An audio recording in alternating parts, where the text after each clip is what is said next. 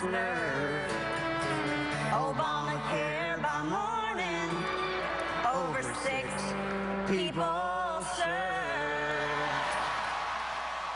Well, that was country music stars Brad Paisley and Carrie Underwood on last night's Country Music Awards, mocking the failures of Obamacare. The performance sparking some outrage on Twitter, people actually accusing the crowd of being rich white people who are racist and hate black people. Joining me now, Ellison Barber. She's with the Washington Free Beacon, and Richard Fowler is host of the Richard Fowler Show.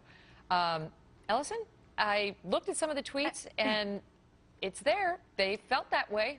I'm interested to hear what Richard had to say, because I really genuinely don't see where they're getting that from. They weren't attacking the president. They weren't attacking him personally. No one was cheering or yelling out that I heard any offensive names. They were mocking an inanimate object, a website. And the only thing noteworthy here in my mind is that they're late to the game, because SNL, Jon Stewart, and Jimmy Kimmel have been doing this since October 1st. Funny you should mention that. Let's roll the clip.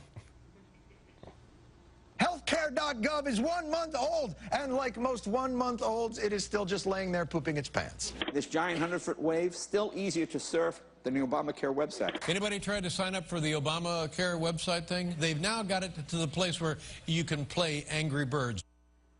Racists, white people who hate black people, Richard. I got to agree.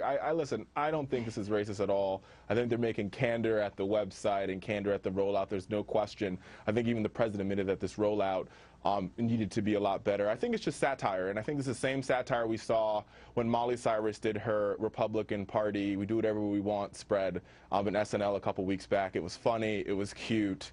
No racism here, if you ask me. Let me ask you this, Richard, before I go back to Ellison. The Five was talking about this earlier, and there was the suggestion that the left doesn't have a sense of humor. Well, Megyn, I got a sense of humor, and I think a lot of my friends on the left have a sense of humor as well. What do you make of it, Ellison? Because, you know, to go to the racism card again, really?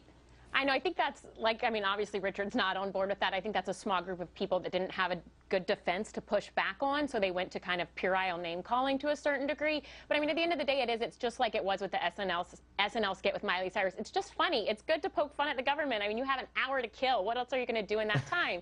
And everyone seems to agree that there are problems with this website. So it's kind of the easiest middle of the road thing to mock. I mean, that's the least offensive mocking thing I saw. And no one was outraged in 2004 when Chris Rock used his Oscars monologue to mock Bush, and they all cheered there too. If you guys think it's funny, you are racist too.